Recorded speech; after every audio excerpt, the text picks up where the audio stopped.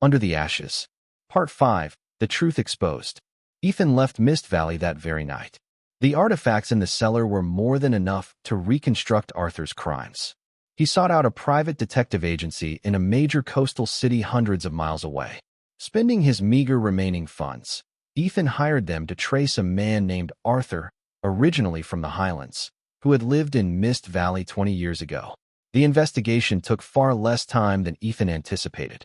Arthur, once a simple village laborer, had changed his name to Mr. Harrison, a wealthy seafood distributor in a coastal town. He lived in a lavish estate, but neighbors often whispered about his bizarre habit.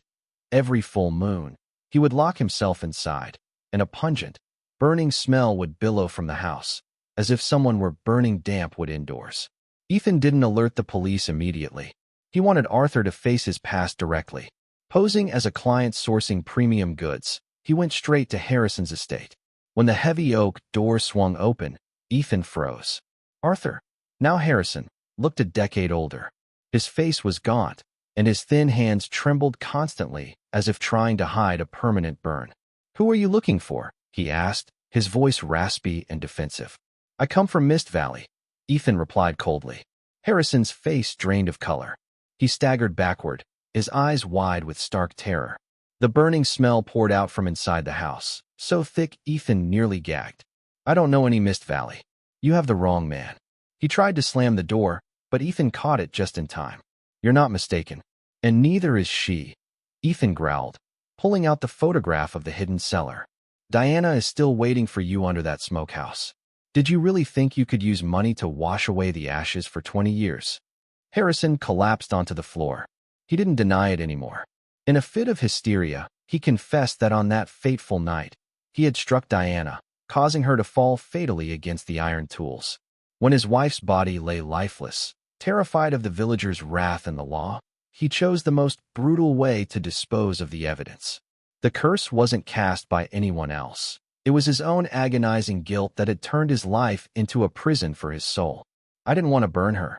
Harrison wept, his cries sounding like flames ticking against wooden walls. "But it was raining heavily. The roads were blocked. I couldn't bury her properly.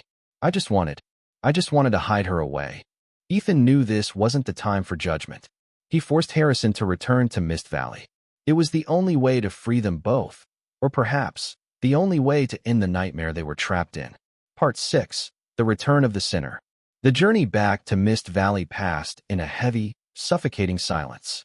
Harrison, now stripped back down to Arthur, huddled in the back seat of Ethan's car. He didn't utter a word, his hollow eyes staring blankly into space, his gaunt hands resting on his thighs, trembling without pause. The villagers of Mist Valley dispersed like they were avoiding a foul plague as Ethan's car rolled through the gates. The fear was gone from their eyes, replaced by the coldness of those who had waited for this day for a very long time.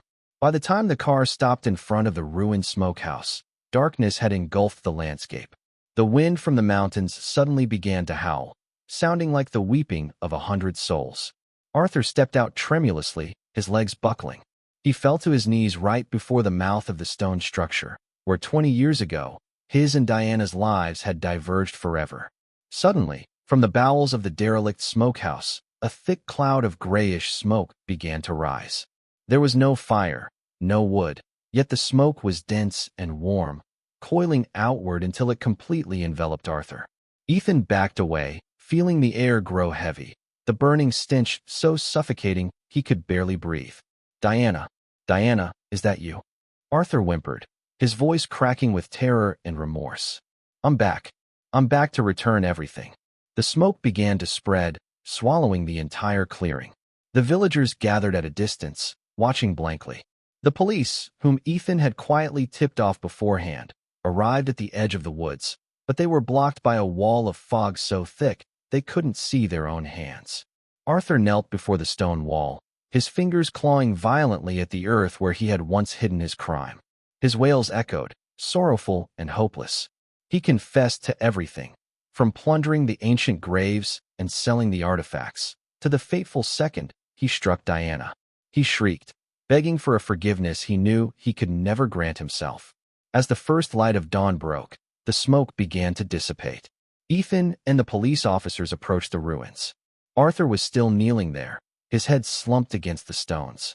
But when an officer touched his shoulder, his body rolled over. He was dead.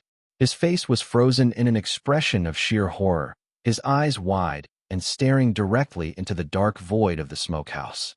There were no visible wounds or signs of external force on Arthur's body, but his hands, the hands that had taken his wife's life and dug up graves for years, were charred pitch black, as if they had just been thrust into a raging furnace.